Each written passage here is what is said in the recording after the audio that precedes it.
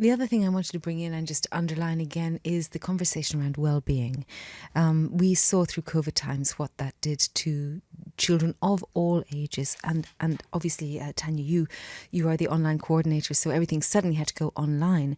But the other thing is, in some countries, continents in the world, I'm thinking of parts of Australia here, for instance, they are banning social media for children under a certain age.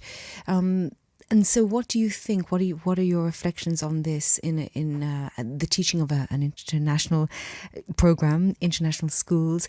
How do we use social media to connect with the rest of the world, to know what's going on, to be part of the global conversation, and yet retain one's well-being without that sense of constant comparison, which can be detrimental to your well-being?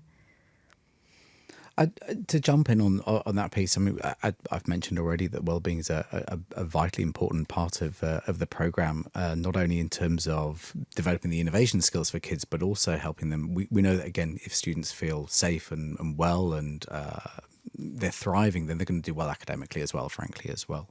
But what we've done at ISL is we have a dedicated wellbeing program, which is taught. It's a taught program of part of our students, and involved in there is about your own personal wellbeing. It's about relationships. It's about understanding yourself better.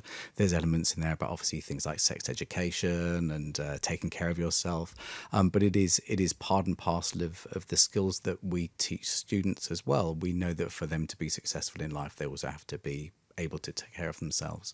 Linking it with the social media piece, it is really about educating students about healthy usage of, and ultimately, I completely understand the reason for this kind of push to ban it, because we see every day the damage that it can cause for some children, not all students.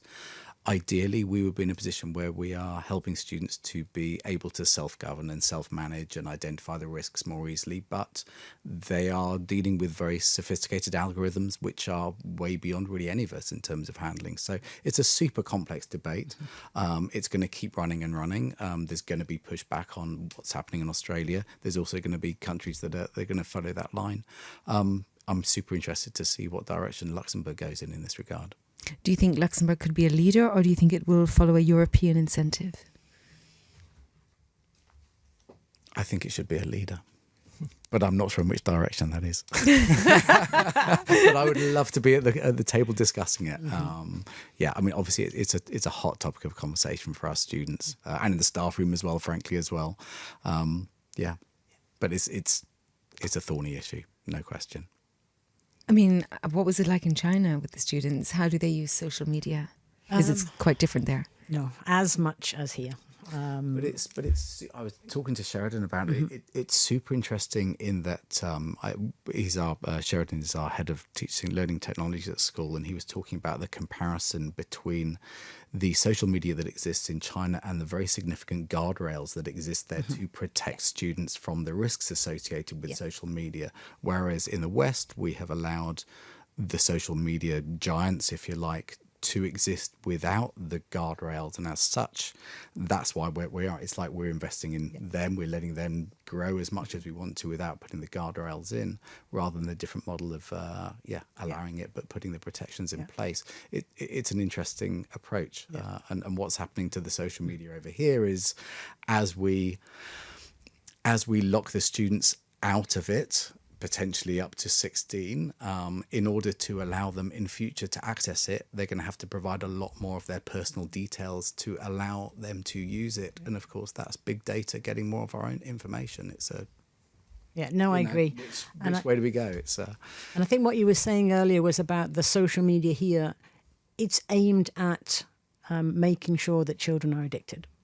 So they can't escape from it, because the people that are producing it are creating things in order to get the children addicted.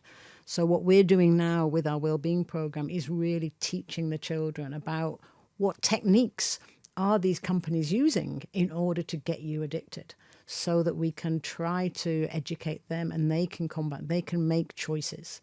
But it's really difficult, as you said, those teenage brains. So we are explicitly teaching them how social media works.